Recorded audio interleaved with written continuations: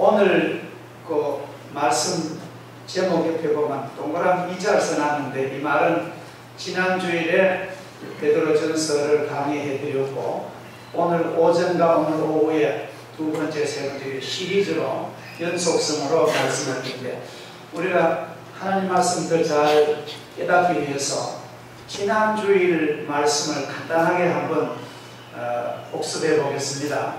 지난 주일날 하나님 말씀 제목은 소망의 삶, 이런 제목으로 초대교회 로마 제국 시대에 베드로 사도가, 예수님의 수제자 베드로가 환난받는 그 성도들에게 위로 격려하는 편지 가운데, 여러분들은 하나님이 택하신 백성이고, 그렇기 때문에 이 세상 사는 동안에 아주 근신하고 주의 깊게 나그네 삶을 잘 사시고, 또 성령의 거룩하심으로 변화되고 그리스도의 보혈의 피권을 받아서 정결하게 되어서 여러분의 일생 동안 평강과 은혜가 넘치기를 바랍니다. 이런 내용의 말씀, 우리가 지난 주일에 말씀을 들었습니다. 오늘은 짤막한 본문 가운데 천국의 유업, 천국의 유산에 대해서 본문 말씀을 의지해서 하나님 말씀 우리가 경청하겠습니다. 이런 말이 있죠. 노래는 부를 때까지 노래가 아니며, 종은 울릴 때까지 종이 아니고, 사랑은 고백할 때까지 사랑이 아니며, 축복은 감사할 때까지 축복이 아니다. 이런 말이 있습니다. 어느 성도는 그의 귀한 아들이 죽은 것을 하나님께 감사하는 그런 분이 있었습니다. 내 아들이 믿음 생활하다가 주님 품에 안겼으니 감사하고, 내 마음이 이제는 주님만 바라보게 하셨으니 감사하며, 이런 상황 속에서도 감사할 수 있는 마음을 주신 하나님 감사합니다. 아직 어린 아들을 천국 보내고 그 엄마가 하는 감사의 내용입니다. 어제 우리 청년들이 여수 애양원을 다녀왔는데, 그 여수 애양원은 한센병자, 나병 환자들이 모인 공동체입니다. 참으로 힘들고 어려운 그런 사람들인데, 그 공동체 안에 교회가 세워졌는데 애양교회라는 교회입니다. 거기 손영한 목사님이 자원해서 거기 가서 목회를 하시다가 공산당에게 좋은 아들 두 형제, 그때 고등학교 다니는 두 아들 손동신, 손동인이를 총살에 맞아 죽었습니다. 근데 그 동인과 동신이 장례식을 그 노회에서 하는데, 그 아버지 손영환 목사님이 이런 감사의 고백을 했다고요. 그 내용이 보면 9가지 감사는 다 알지 못하고, 하나는 하나님 내 귀한 아들을 하나만 아니고 두 아들을 순교자 되게 해주시니 하나님 감사합니다. 그리고 원래 그 고등학교 마치면은 미국으로 보낼 계획이 있었대요, 유학을. 근데 하나님 미국 유학 보다가 천국에 부르시니 감사합니다. 이런 감사의 그 내용을 제가 들어볼 때에, 우리들은 그 어떤 경우에 있어서도 삶에 우리 짜증내지 마시고, 너무 불평불만하지 마시고, 감사할 수 있는 그런 신앙의 튼튼한 바탕을 여러분 잘 마련하시기를 주님으로 축복합니다. 베드로 사도는 성부 하나님의 국률을 하신가, 성자 예수님의 십자가의 그 대속의 사랑과 성령이 거듭나게 하셔서 산 소망, 영어 성경 보니까 living hope, 살아있는 소망을 주셨으므로 우리의 구원을 완성해 주심을 하나님께 찬양합니다. 베드로는 이렇게 고백을 합니다. 의식주의의 우리의 삶의 요소 가운데 썩고 상하기 쉬운 것은 먹는 음식입니다. 요전에 며칠 전인데, 냉장고에 있지 않는 음식이 낮 허물 지났는데 곰팡이 피는 것을 봤습니다. 더러워지기 쉬운 것은 입는 이복입니다. 우리 이복은 얼마나 잘 더러워지는지, 그리고 망가지고 쇠하기 쉬운 것은 사는 집과 생활 도구들이 망가지고 쇠해집니다. 그런데 하나님은 영원히 썩지도 않고 영원히 낡아지지도 않고 영원히 더러워지지 않는 그 아름답고 영원한 그 기업, 그 영광의 나라 주시려고 지금 예수님이 우리 위하여 준비하고 계시고 우리에게 장차 그 영광의 나라를 유업으로 주시니까 우리가 어찌 찬송하지 아니하며 하나님 앞에 경배하지 않겠습니까? 이 시간 하나님이 우리에게 주시려고 준비하신 그 위대한 유산, 우리가 받기 위하여 우리는 오늘 이 자리에 왔습니다. 하나님이 주시는 유업은 첫째로 거듭나게 하셔서 우리를 구원받은 그런 영적인 복을 주십니다. 오늘 1장 3절에 예수 그리스도의 죽은 자 가운데서 부활하심으로 말미암아 우리를 거듭나게 하사, 이 거듭났다는 말은 우리가 모든 사람이 1차적으로 출생했습니다. 이걸 자연적인 출생입니다. 어머니 태에서부터 출생하는 육신의 출생을 다 가지고 있습니다. 그러나 이 자연적인 출생만으로 천국을 못 갑니다. 우리가 다시 한번 거듭나요. 우리가 예수를 믿고 우리의 모든 지은죄를 용서받고 하나님의 성결한 백성이 되는 것이 바로 거듭나는 것입니다. 두 번째 나는 것입니다. 중생하는 것입니다. 어게인 본, 다시 나는 것입니다. 그래서 새로운 영적인 은혜를 받고 그렇게 사는 사람이 바로 천국을 유업으로 받는다. 반대로 말하면은 거듭나지 못하면은 하늘나라 갈 수가 도저히 없는 것입니다. 두 번째로는 하나님이 주시는 위대한 유산은 산 소망입니다. 우리 성도들의 소망은 사도 베드로가 산 소망이라고 언급을 합니다. 즉 예수 그리스도가 우리의 산 소망입니다.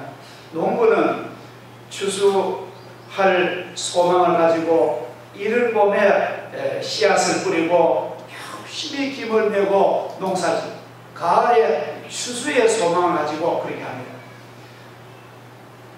어린 학생들은 그 호기심 많은 시절을 열심히 공부합니다. 그야말로 주경야독을 합니다. 왜 그렇습니까? 그들의 꿈을 실현하기 위해서 그렇게 열심히 힘든 공부를 하는 것입니다. 이와 마찬가지로 우리 성도들은 영생의 천국의 소망을 이루기 위하여 이 세상 사는 동안에 충성스럽게도 예배드리고 성실하게 주님을 섬기고 믿음으로 살려고 애쓰는 것입니다. 우리가 다른 목적이 아닙니다. 우리가 이 세상에서 복을 받지만도 그보다 더 중요한 것은 우린 하늘의 소망이 있기 때문에 우리 이 세상에서 시간도 내고 돈도 내고 우리 몸도 내어서 이렇게 중요한 신앙을 노력하고 있는 것입니다. 마지막으로 중요한 사실은요, 이 소망이 우리를 축복하십니다. 그 병원 의사들의 소견을 들어보면요, 불치병 환자가 자기의 병명과 병 내용을 잘 모른 채 병원에 올 때는 그냥 뭐 안 되겠나, 병원에 가면 안 낫겠나 싶어서 아직 확실히 자기 병도 모르고 병명도 모르고 냉도 모르면서 뚜벅뚜벅 놈놈이 병원에 걸어서 옵니다. 근데 유명한 의사의 세심한 진단을 받고 당신은 불치의 병입니다. 병 내용을 듣고 병명을 알게 되면 금방 걸어왔던 사람이 보면 축 늘어져가지고 차를 태워가지고 부축해야만 집에 가야 돼요. 사람이 내가 장래에 나는 살 소망이 없으면 이렇게 사람이 그냥 좌절합니다. 반대로 어떤 사람은 나는 이거 죽을 병이야, 확실히 진단을 모르고 대충 자기는 나는 이 죽을 병이다, 나는 이 병으로 못 산다, 그렇게 마음을 먹고 병원에 막 힘도 없이 막 억지로 부축을 받아 왔는데 병원의 의사가 세밀히 진찰하고는 당신 병은 불치의 병이 아닙니다. 조금만 노력하면 완치가 됩니다. 그런 얘기를 들으면요, 이 사람 올 때는 축 늘어져 오던 사람 보면 쌩쌩하게 걸어서 집에 갑니다. 이게 뭡니까? 소망을 가질 때에 사람은 영적으로 심리적으로 확 변한다는 거예요. 이만큼 인간은 소망의 존재인 것입니다. 만약에 여러분을 한번 생각해 보세요. 우리 가정이 앞으로 소망이 있는데, 우리 자녀가 소망이 있는데 하면 힘이 나는 거예요. 현재 좀 어려워요. 바로 우리는 이렇게 오늘 베드로 우리에게 산 소망을 가진 우리들입니다. 예수 그리스도는 생명의 산 소망이요 영원한 우리의 삶의 희망입니다. 예수 그리스도는 환난당한 자에게 피난처가 됩니다. 예수 그리스도는 병든 자에게 전능한 의사가 되는 것입니다. 예수 그리스도는 괴로운 사람들에게 평화와 기쁨이 되십니다. 예수 그리스도는 불행한 사람들에게 행복을 줄 수가 있습니다. 그러므로 우리가 이 세상에서 가진 것이 많지 않다 할지라도 우리는 주님이 계심으로 모든 것을 다 가진 사람이 되고, 모든 문제의 해결의 열쇠를 가신 예수님이 계시기 때문에 우리는 절대로 좌절하지 않는 것입니다. 할렐루야. 하나님께서 주시는 위대한 유산은 바로 천국입니다. 물론 신앙적으로 이 천국은 아주 미래적인 사건이죠. 그러나 우리가 분명히 우리가 아는 것은 기독교 예수님 오시고부터 2000년 그 위대한 역사와 이 하나님의 영광의 영원한 이 말씀의 언약을 보면은 이 성경의 목적도, 주님 오시는 목적도 하나님의 백성과 믿음의 백성, 성결한 주의 백성을 천국을 상속하기 위해서 오셨다는 것입니다. 그러면 이렇게 놀라운 약속과 이렇게 2000년 장구한 역사를 증언하는 이 기독교의 목표가 만약에 천국이 없다 하면 얼마나 허망하겠습니까? 바울은 고린도전서 15장에 고백합니다. 우리가 하늘나라 영광나라 있는 거 나는 믿습니다.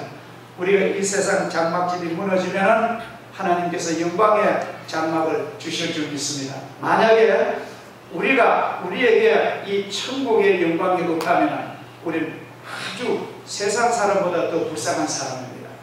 이렇게 아주 역설적으로 부활을 증거를 했습니다.